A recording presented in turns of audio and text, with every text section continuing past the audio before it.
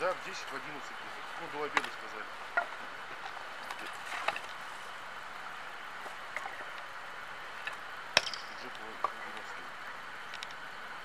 Очень надо звонить. По идее, они после заявки на замеры давления должны в течение 2-3 дней должны отреагировать, правильно?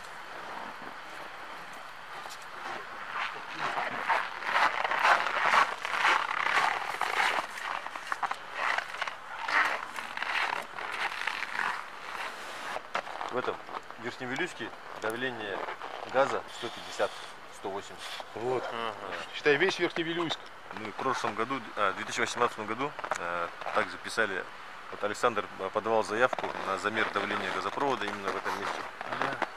И на что, бригада приехала, сделали замер, но акт нам так на руки и не выдали. Апеллировали тем, что такие документы не выдаются. Такие документы на руки не Хотя выдаются. я сам вызывал для того, чтобы убедиться все-таки. Это было 9 февраля, было очень морозно, потребление газа было максимальное. И давление, мы вот видели, есть видеозаписи о том, что давление было 2,2 килопаскаля, если я не ошибаюсь, да, называется, измеряется. И после этого акт не выдали, сказали, мы такие документы не выдаем на руки. Хотя я спросил, почему, если я вас вызвал, для себя этот акт мне нужен был, сказали, нет, мы такие не выдаем документы. И все до сих пор у нас ни газа, то есть они мотивируют только тем, что давления не хватает. Хотя на самом деле давление здесь было. Почему мы давление замеряем именно зимой? Потому что сейчас самый пик потребления газа. Вот сейчас, если посмотреть, все дома, кто подключены к газопроводу, они сейчас на максимально используется давление газа в газопроводе. По вопросам ремонта и технического обслуживания газового оборудования нажмите 1. По заключенным договорам поставки газа и оплаты нажмите 2. По вопросам газификации нажмите 3. Для повторного прослушивания меню нажмите 9. Если позвонили по другому вопросу, оставайтесь на... Сегодня выходной день, рабочий день написано. Пожалуйста, оставайтесь на линии. Ваш звонок очень важен для нас. сомневаюсь.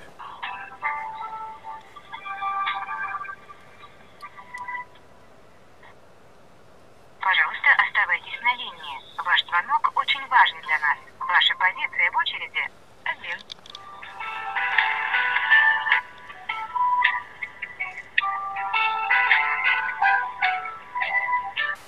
Пожалуйста, оставайтесь на линии. Ваш звонок очень важен для нас.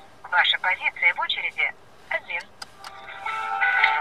Если это, получается, единственный в очереди, никто не берет. Да. Там, наверное, номер записан уже. Не брать. Заключенные номера.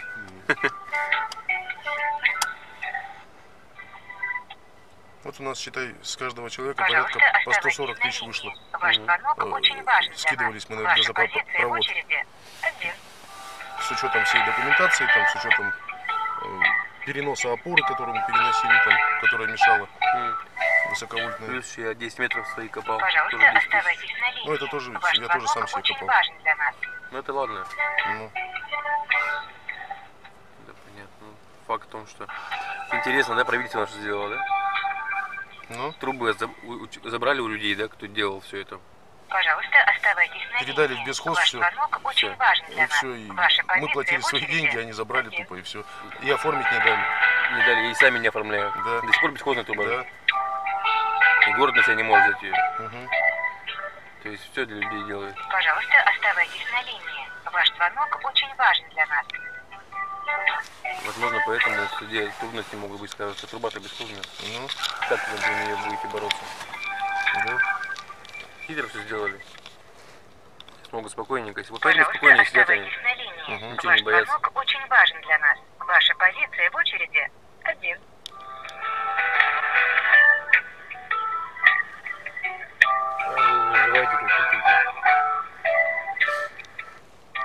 Пожалуйста, оставайтесь на линии. Ваш звонок очень важен для нас. Александр, а расскажите, вот как вот вы мучились без света, вот буквально вот после праздничных вот этих дней? Да. Как мы сильно мучились. Потому что котел потому что не может сам отключиться. Что дрова они раз разгорелись, они уже горят. Соответственно, опасно было. Вот то, что мы отключили-то в 12 ночи. Как бы люди уже спать легли нормальные. А там принцип какой работы у котла? Растопил печку, он закидал дров.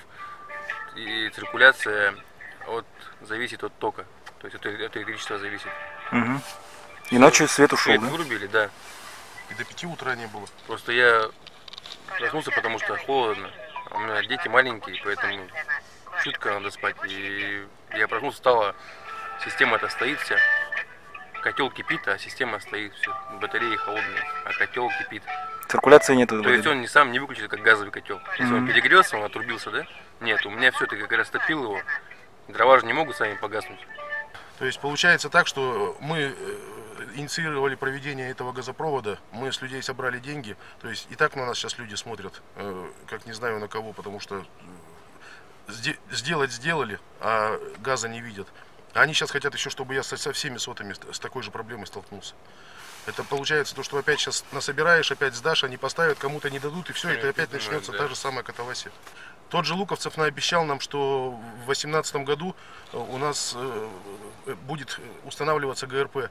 Потом он в 2019 году на собрании он сказал, что наши деньги, извините, ушли на Чайковского, там какая-то авария, перелимит сметы, соответственно, ваши деньги ушли туда. На следующий год сделаем. На следующий год в итоге проводилось собрание в службе эксплуатации городского хозяйства, куда меня тоже пригласили, и Луковцев там был. В итоге, я думал, будет решаться вопрос по газу, а оказалось, что Луковцев пришел просить у города деньги на этот ГРП. Город сказал, что у нас денег нет, Сахатранснефтегаз сказал, что у нас такой сметы нету. То есть у нас нет такой статьи, чтобы выделить деньги. То есть он нам здесь говорил одно, там говорил другое. То есть у нас даже протокол есть, где он расписался о том, что он говорил по поводу того, что мы стоим в плане и так далее. Но тем не менее уже 20-й год. А вот они там. И на что они мне в службе эксплуатации городского хозяйства еще Луковцев сказал. В вашем районе очень много участков, которые нуждаются в газе и не подключенных. Для того, чтобы поставить это ГРП, нужно 5 миллионов денег. Соответственно, чтобы я со своей инициативой побежал по сотам и начал уговаривать людей, давайте мы скинемся, давайте мы проведем газ, насобирать должен 5 миллионов, принести им, и тогда они сделают. Вот они таким макаром решили выйти из положения. Вот входящий номер, говорю, ребята, Ему же звонили. обращение граждан. Я говорю, почему? Ой, забыли. Мне буквально в среду позвонили, сказали, что приедем, все. Надо было второй телефон еще взять у них, чтобы Обратно. А кто знает, опять же, да? Ну, кто знает. Ну, в общем, во вторник, 14 января, мы подали заявку на замер давления газа в газопроводе. На что нам был сделан звонок на следующий день после обеда председателю Сергею Васильевичу о том, что нам сегодня, в субботу, с 10 до 11 приедет бригада и сделает замер давления. Что мы вот сейчас наблюдаем, ждем. Сейчас время половина 12-го. Сотрудников как нет, телефон, звонили в аварийно-диспетчерскую службу, не могли дозвониться. Звонили в службу единого окна Сахатранснефтегаз, телефон также не подняли.